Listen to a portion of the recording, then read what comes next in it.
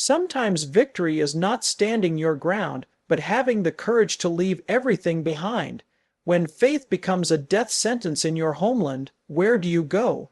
This is the story of the first Exodus, not to conquer, but to survive. A desperate journey across the sea to protect a truth too fragile for the desert's fury. The camera is extreme close-up on a single, weathered leather sandal imprint in wet, dark sand. A wave rushes in, swirling around the impression, dissolving it grain by grain. The sound of the wave is loud, then recedes. The camera pulls back quickly, revealing more footprints, then legs, then a small group of men, women, and children huddled on a moonlit beach.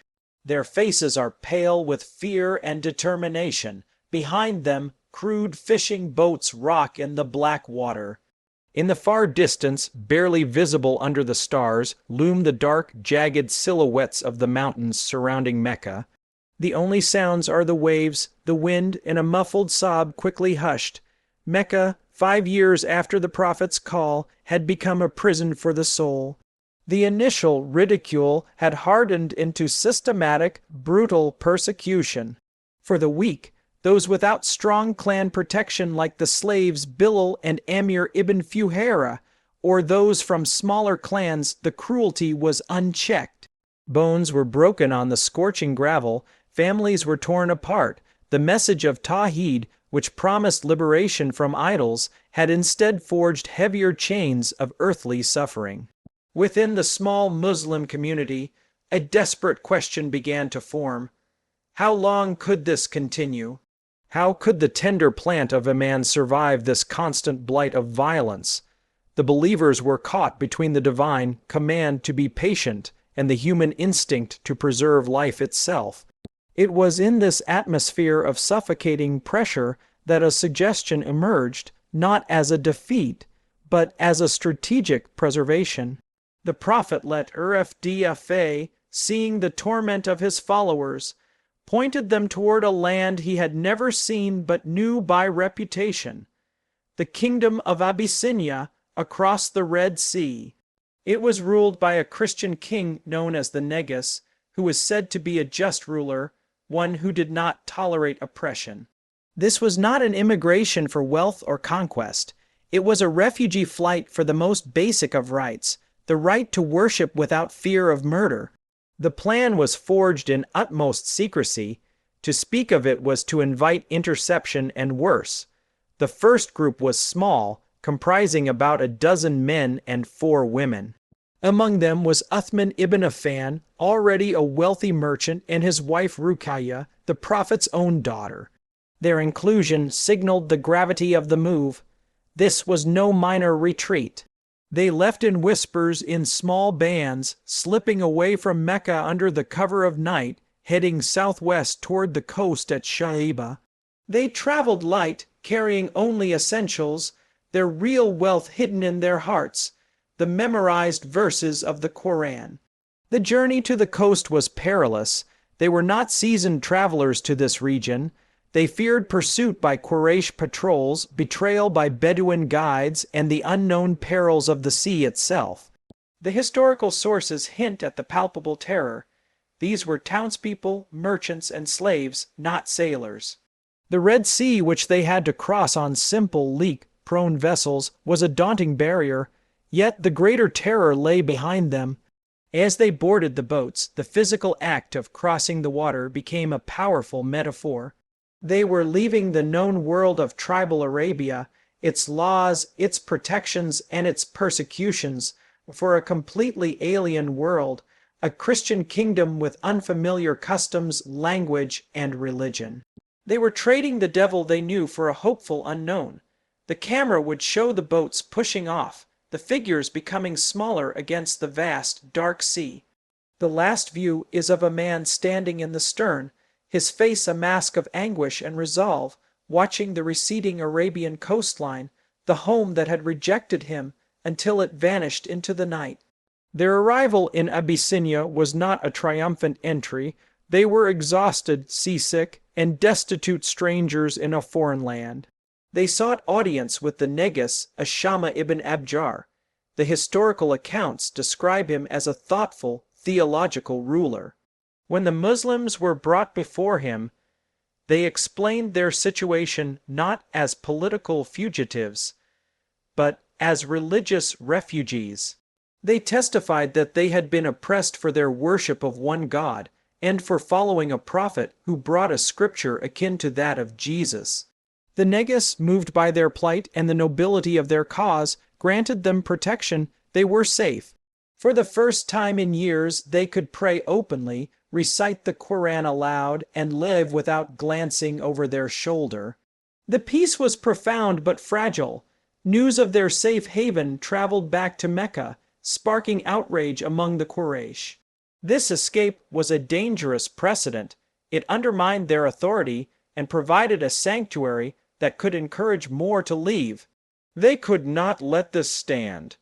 A high-powered delegation led by the cunning Amr ibn Alaz and Abdullah ibn Abi Rabia was dispatched to the court of the Negus, laden with precious gifts for the bishops and courtiers. Their mission: to slander the Muslims and secure their extradition as dangerous troublemakers. They presented a twisted case to the Negus, claiming these refugees had abandoned the religion of their forefathers, invented a new creed, and spoke ill of Jesus. The court was swayed by the gifts and the diplomatic pressure. The Negus, in his justice, summoned the Muslim leaders to answer these charges. It was a moment of existential crisis. Extradition meant certain death. The Muslims chose Ja'far ibn Abi Talib, the Prophet's cousin, as their spokesman. What followed was not a legal defense, but one of the most powerful testimonies of faith in Islamic history. Ja'far stood before the Christian king and his court. He did not plead for mercy with diplomacy. He explained their former state of ignorance, worshipping stones, engaging in wickedness. He described how God sent among them a prophet of known lineage, truthfulness, and trustworthiness, who called them to Allah alone. He outlined the core ethics of Islam: to speak truth, honor trusts, uphold family ties, avoid bloodshed and vice. Then, confronted with the charge of blasphemy against Jesus, Ja'far did something extraordinary. He recited in his clear, moving voice a portion of Surah Maryam, which had just been revealed, the chapter that speaks with reverence about the miraculous birth of Jesus from the Virgin Mary. The effect was instantaneous and miraculous. The Negus, a devout Christian, was overcome. Historians record that he wept until his beard was wet, and his bishops wept upon hearing the words about Mary and Jesus from this foreign scripture. He turned to the Qurayshi delegation and said, "Truly, this and what Jesus brought have come from the same lamp." He dismissed their gifts and reaffirmed the Muslims' protection, declaring they could stay in his land in safety. The delegation returned to Mecca in humiliated failure.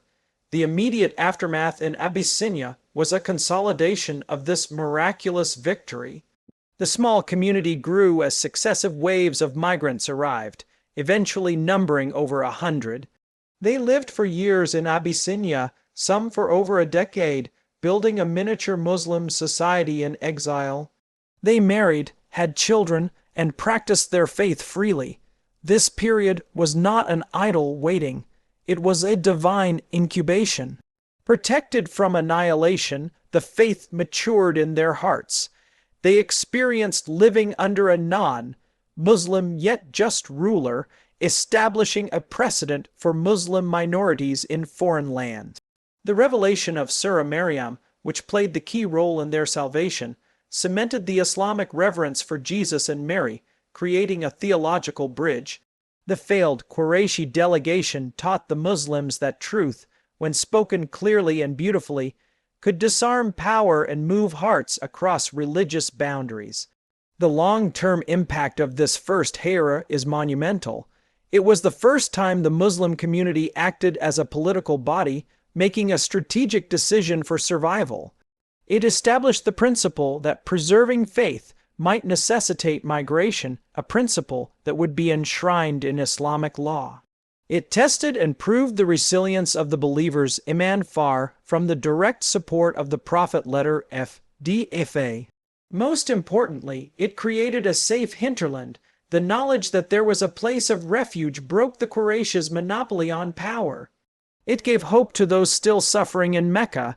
When the persecution reached its peak with the social boycott years later, the option of Abyssinia remained open. Furthermore, the community that returned from Abyssinia years later, after the establishment of Medina, brought back seasoned believers, including skilled individuals like Uthman and Jafar, who became pivotal leaders. The Negus' eventual acceptance of Islam, without ever meeting the prophet letter FDFA, based solely on the message and the character of the refugees, stands as an eternal testament to the power of righteous conduct and the universal appeal of the Quran's truth. The moral and faith lessons are profound. This story teaches that retreat is not always defeat. Sometimes it is the strategic preservation of the essence for a greater future.